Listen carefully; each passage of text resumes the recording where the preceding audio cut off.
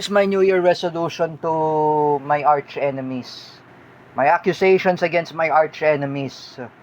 Sangkay Janjan, Kuya Kopio, Paulo Cruzada, Gene Asedio, Jeffrey Asedio, Gima Casandil, Teacher May Tiburcio, and also Ate Dina Guillermo and Ate Mel Canete, and Paula Colin Nunez, and even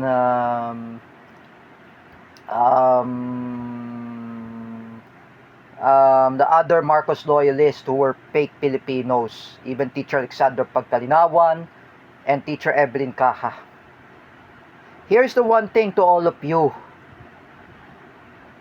All of you should stop this with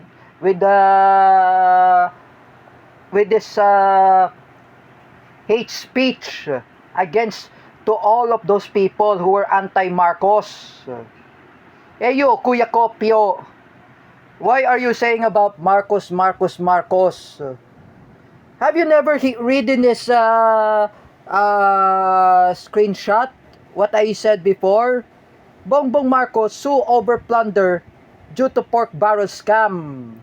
Like his father, Ferdinand Marcos Sr. is the greatest robbery of the government.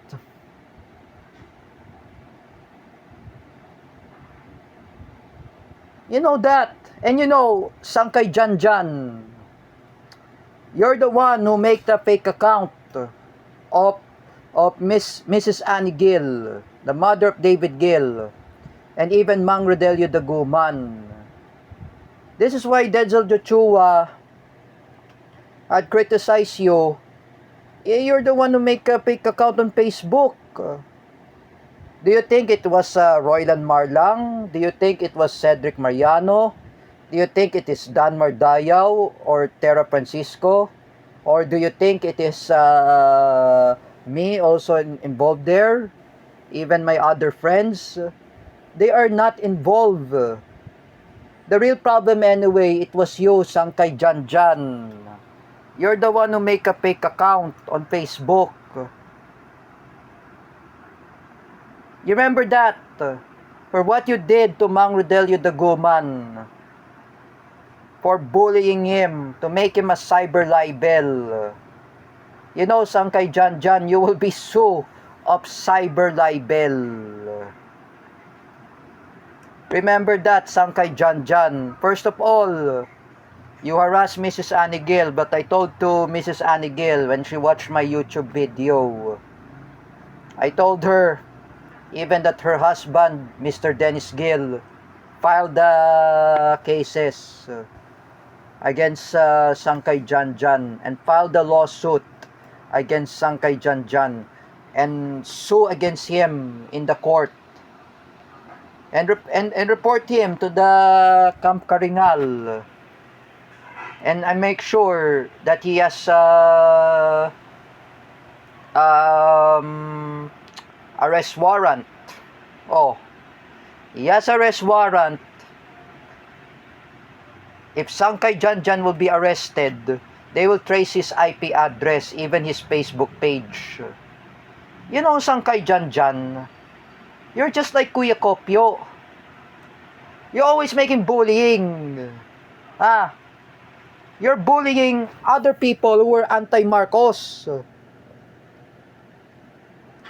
You know, this is my accusations against you, Sangkay Janjan. All of you, Sangkay Janjan, Kuya Kopio, Gima Casandil, Paulo Cruzada, and Teacher May Tiburcio. All of you are making accusations against those people who are anti-Marcos. They have their own freedom of expression. They have their own opinion. If people there are pro-Duterte, if people there, they're anti-Marcos, they have their own freedom of expression. Kuya Bear is right. Just like I said, you know, Sangkay Janjan, you will reflect yourself. You will reflect your family members.